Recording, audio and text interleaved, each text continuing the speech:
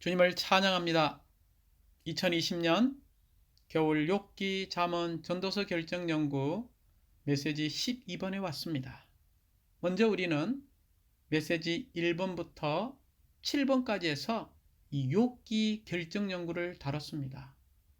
물론 욥기의 주제는 하나님께서 그분의 거룩한 일을 다루시는 목적을 말하고 있죠. 우리는 특별히 하나님의 말씀을 해석하는 원칙이 전적으로 하나님의 경륜의 안경을 끼고 보아야 한다는 것입니다.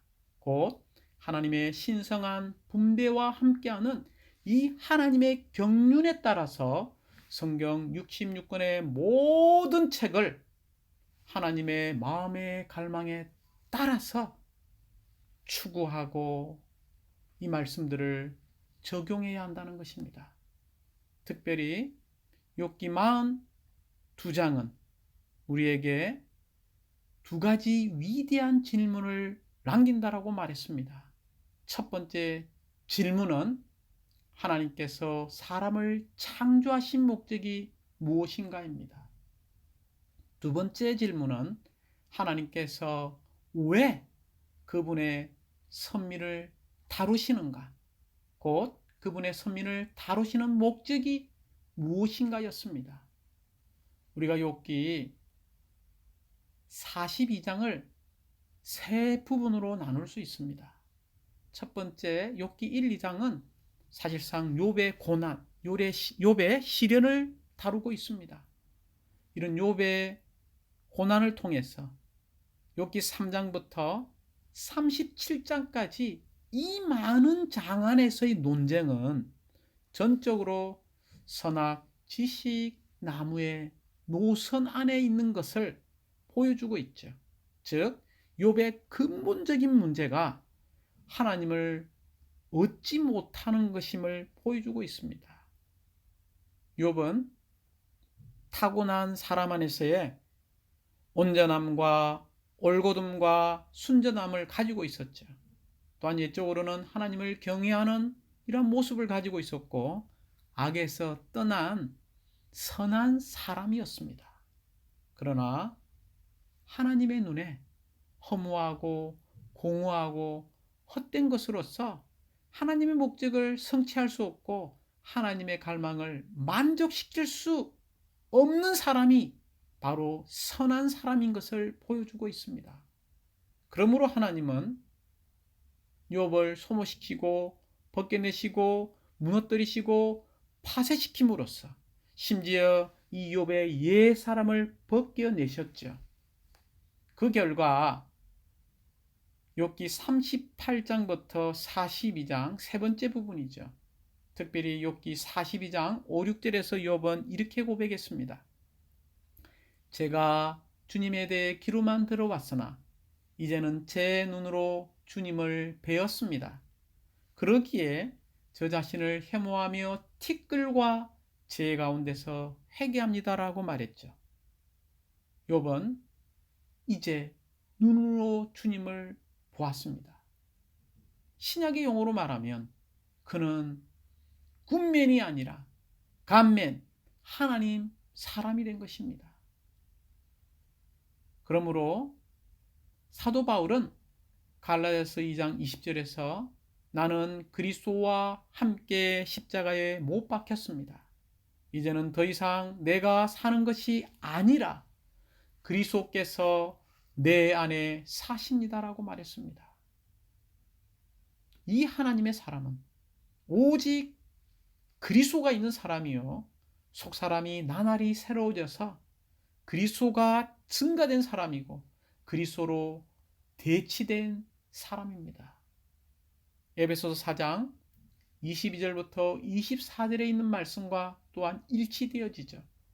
옛사람을 벗고 생각의 영 안에서 새롭게 되어 매일매일 새 사람을 입는 이런 하나님 사람을 하나님은 원하신다는 것입니다. 또한 우리는 메시지 8번에서 지혜가 누구인가에 대해서 추구했습니다. 물론 잠언은 우리가 하나님을 접촉함으로써 그분께 받는 지혜를 강조하고 있죠. 이 지혜는 누구입니까? 이 지혜는 고린도전서 1장 24절에서 그리스도께서 하나님의 지혜이시라고 말하고 있습니다.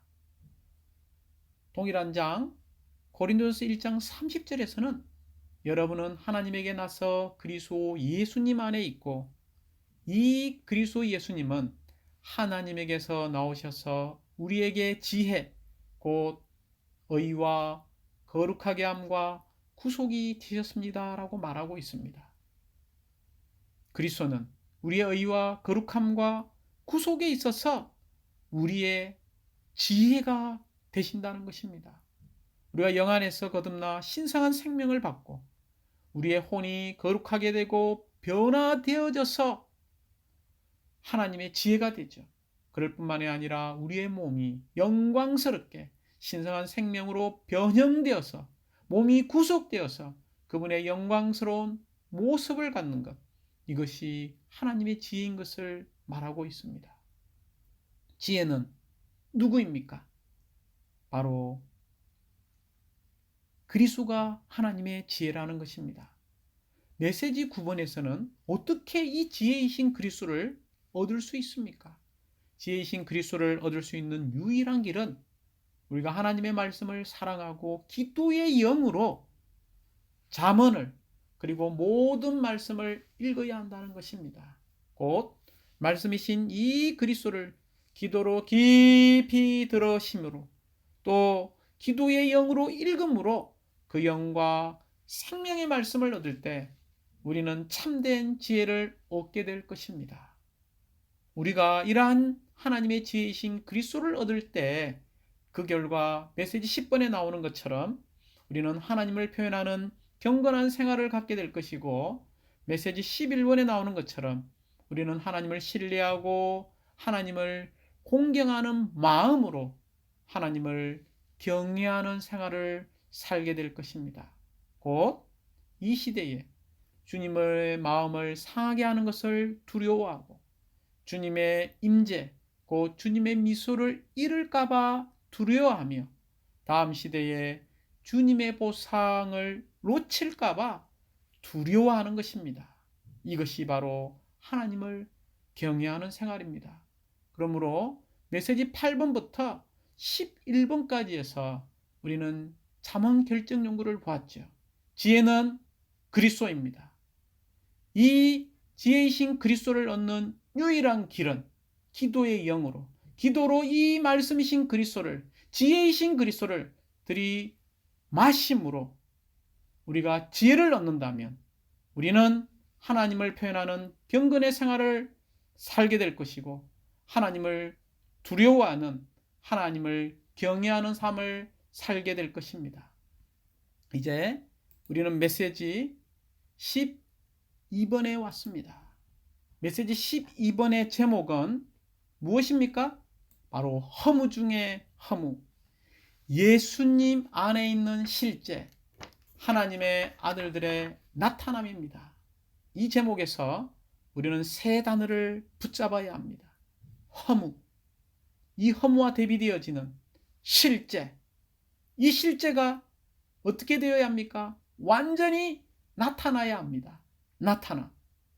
우리는 허무 중에 이 허무, 예수님 안에 있는 실제, 이 실제는 바로 예수님 자신이라는 것입니다. 이 예수님은 결국 죽고 부활하여 실제이요 생명을 주시는 영으로 우리 안에서 우리의 영을 거듭나게 하고 우리의 혼을 거룩하게 하고 변화시켜서 결국 우리의 몸이 변형되어서 어느 날 우리는 하나님의 아들들로 완전히 나타나게 될 것입니다. 메시지 12번의 제목의 밑에 있는 이 말씀 구절들을 좀 보기 원합니다. 먼저 전도서 1장 2절부터 11절은 무엇을 말하고 있습니까? 바로 타락하고 하나님의 이런 임재를 떠난 사람의 인생은 다 허무 중에 허무라는 것입니다. 심지어 모든 것이 다 허무하다는 것입니다. 그러므로 전도서 1장 14절은 동일하게 해 아래에서 일어나는 모든 일들이 무엇입니까? 바로 허무요 바람을 잡는 것이라는 것입니다. 심지어 전도서 12장 8절에서도 이렇게 말하고 있죠. 허무 중에 허무라. 모든 것이 허무여라. 왜 이런 허무의 마음이 있을까요? 그것은 전도서 3장 11절의 말씀 때문입니다. 하나님은 모든 것을 때에 따라 아름답게 만드셨고 또 사람들 마음 속에 영원을 사모하는 마음을 두셨기 때문에 이 땅에서 잠시 일시적으로 얻은 명예, 부, 학문, 어떤 성취들이 얻어졌지만 여전히 허무하고 공허하다는 느낌을 갖게 되는 것입니다. 심지어 다윗도 시편 39편 4, 6절에서 이렇게 이야기했습니다. 오 여호와님, 저의 총말을 알려주시고 저의 날수가 얼마나 남았는지를 알려주시어 제가 얼마나 덧없는 존재인가를 알게 해주십시오. 보십시오. 주님께서 제 날들을 손바닥 너비밖에 안 되게 하셨으니 너무나 이게 마음이 만져지지 않습니까? 주님께서 제 날들을 손바닥 너비밖에 안 되게 하신 짧은 인생이라는 것입니다. 제 일생이 주님 앞에서 아무것도 아닙니다. 참으로 모든 사람은 가장 좋은 때에도 다 허무일 뿐입니다. 셀라. 참으로 사람은 그림자같이 다니고 참으로 허무한 일에 분주하며 재물을 쌓으나 누가 그것을 거둘지 알지 못합니다.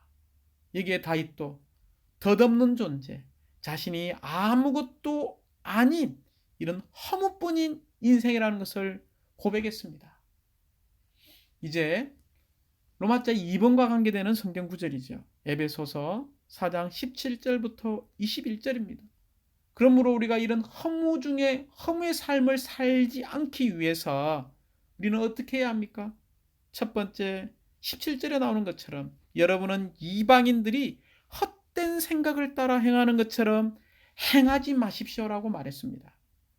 그럴 뿐만이 아니라 우리는 예수님 안에 있는 실제대로 우리가 생활하고 살아야 한다는 것입니다. 이것이 곧 에베소서 4장 24절에 있는 것처럼 바로 새 사람을 입는 것이고 새 사람의 생활이라는 것입니다. 이 새 사람은 곧 하나님을 따라 그 실제의 의와 거룩함으로 창조된 새 사람을 입는 것입니다.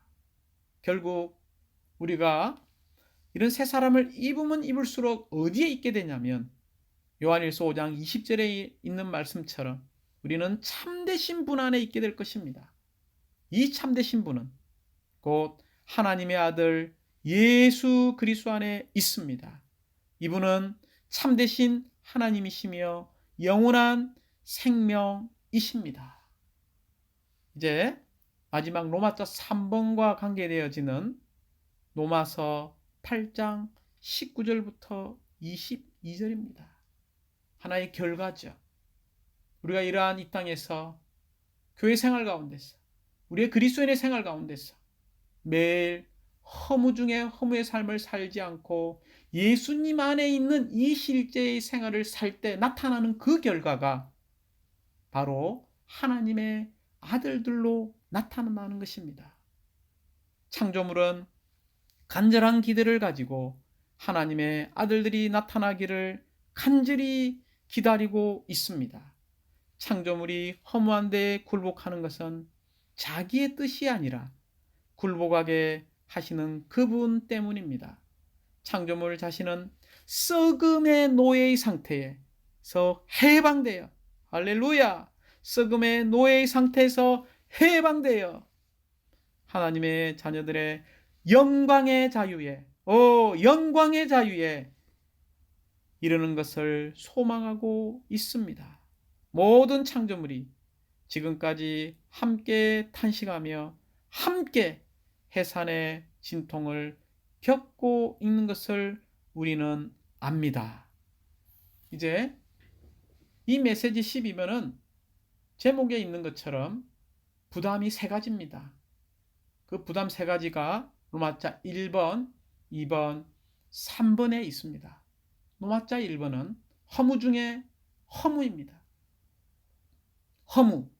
로마자 2번은요, 예수님 안에 있는 실제입니다. 실제. 이 실제는 바로 누구입니까? 예수님이십니다. 허무, 실제. 로마자 3번은 이 하나님의 아들들의 무엇이죠? 나타남입니다. 먼저 이 세 단어를 깊은 속에서 우리가 붙잡기 원합니다. 허무, 허무와 대비되는 실제. 이 실제의 마지막 결과는 무엇입니까? 하나님의 아들들의 나타남입니다.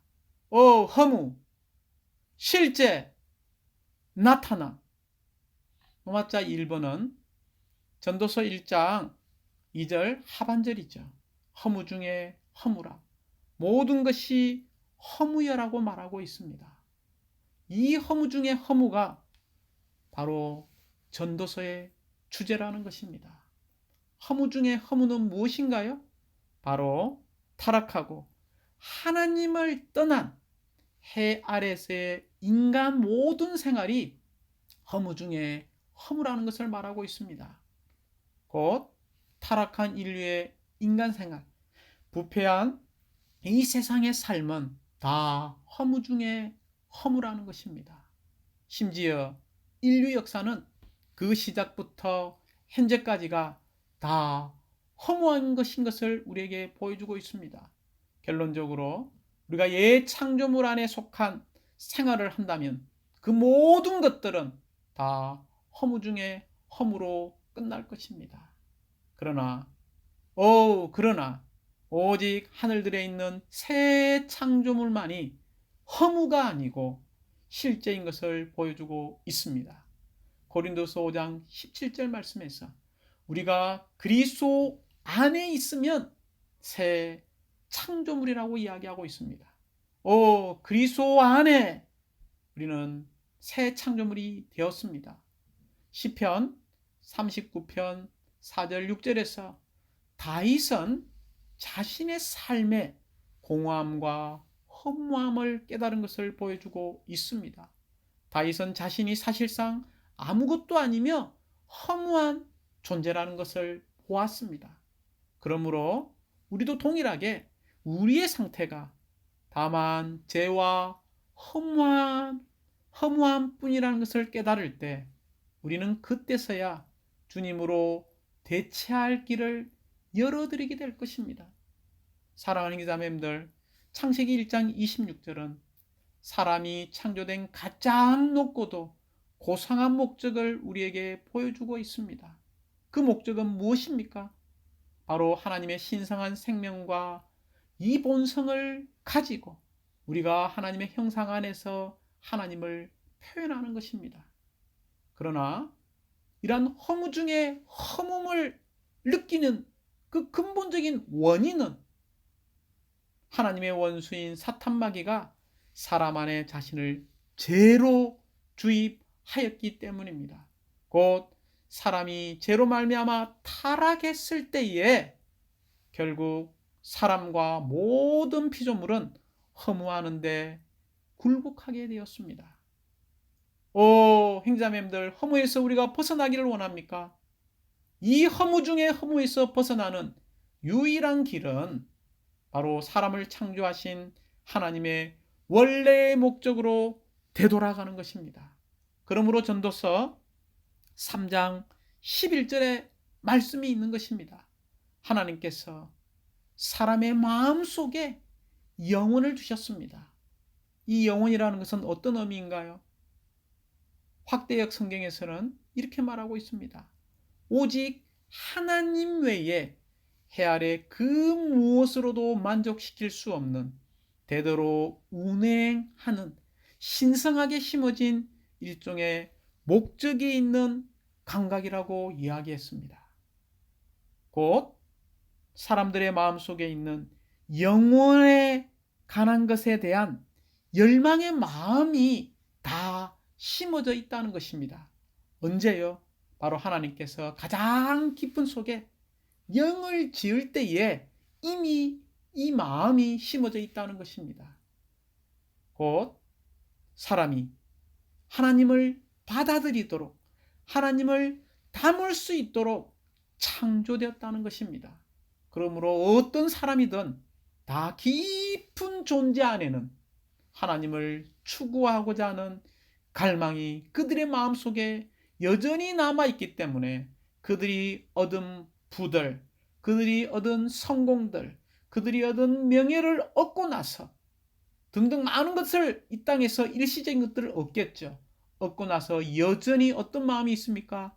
이런 허무한 느낌이 드는 것입니다. 오직 이 하나님의 체언이신 이 그리스도만이 사람의 마음속에 있는 깊은 목적의 의식을 만족시킬 수 있다는 것입니다.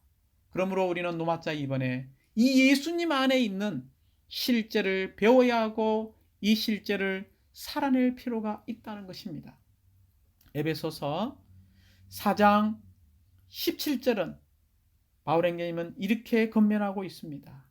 이제부터 여러분은 이방인들이 헛된 생각을 따라 행하는 것처럼 행하지 마십시오.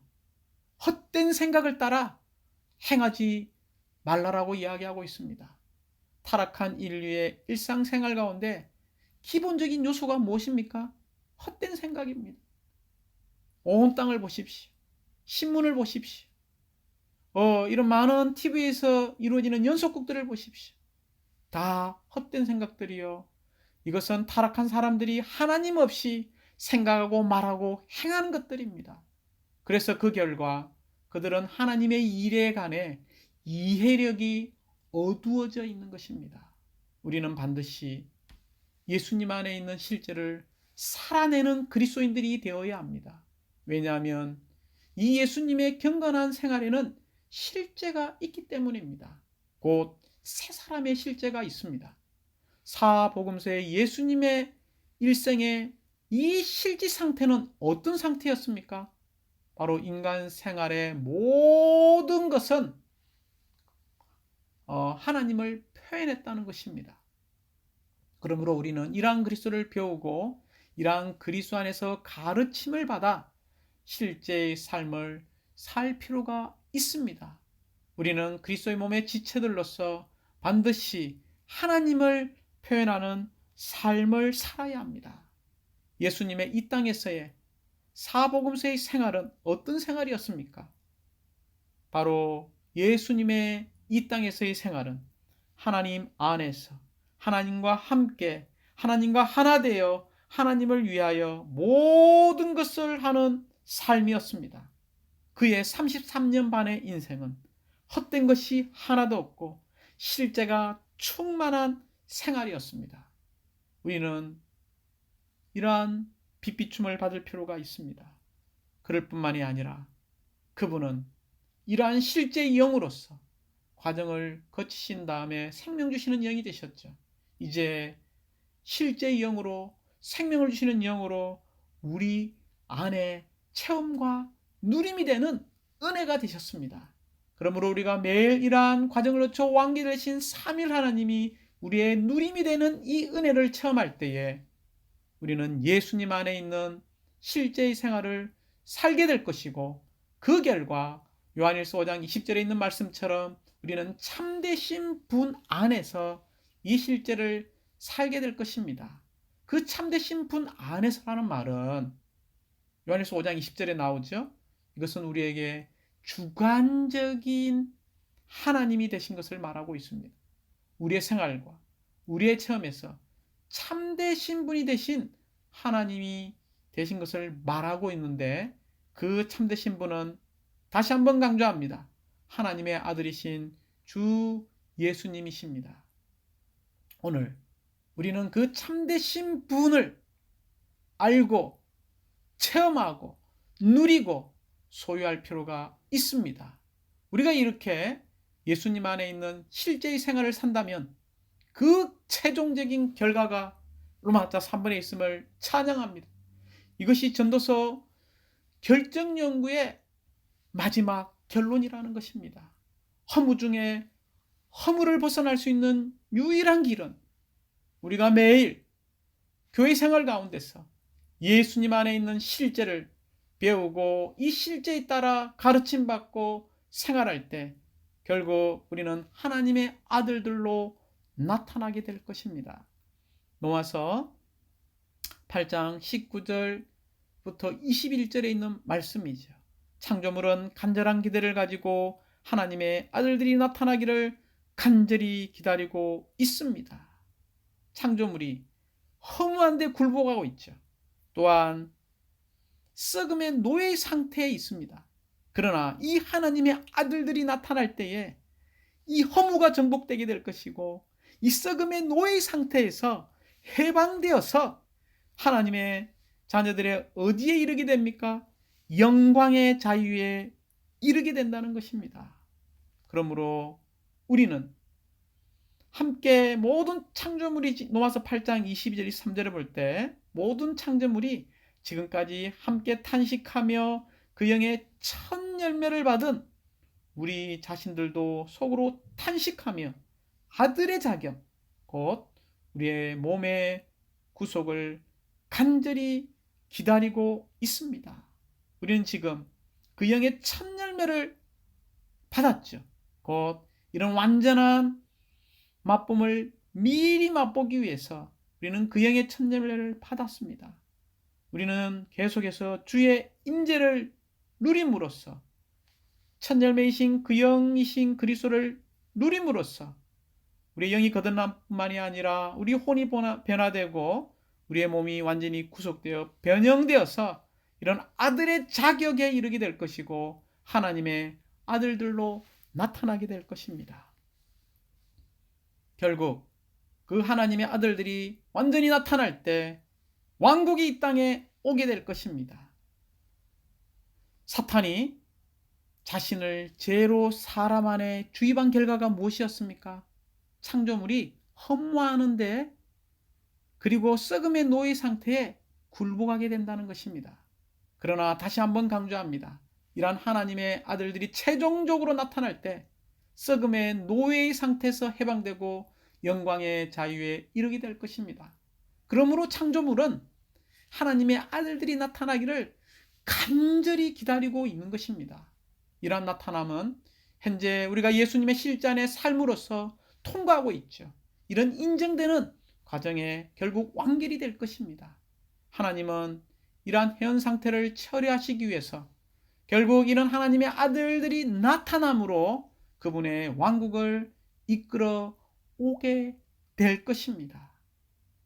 사랑하는 자매님들, 왕국이 이 땅에 나타날 때 세 가지의 결과가 있습니다. 창조물 전체는 해방되게 될 것입니다. 나타난 하나님의 아들들은 허무한 데서 구출되어서 곧 허무가 정복되고 실제가 나타나게 될 것입니다. 마지막은요, 아버지의 왕국 안에서 우리는 해처럼 빛날 것입니다. 이제 메시지를 이렇게 결론 맺고 싶습니다. 타락하고 하나님을 떠난 사람의 인생은 허무 중에 허무요. 모든 것이 허무한 것입니다. 결국 해 아래 새로운 것이 아무것도 없는 허무 중에 허무를 살 것입니다. 그러나 우리가 예수님 안에 있는 실제대로 산다면 우리 안에 참된 허무를 이 교회 생활 가운데서 정복하게 될 것이고 이기게 될 것입니다. 그 결과는 하나님의 왕국을 이 땅에 가져오게 되겠죠. 이 왕국의 구성원들이 누굽니까? 바로 하나님의 아들들의 나타남입니다.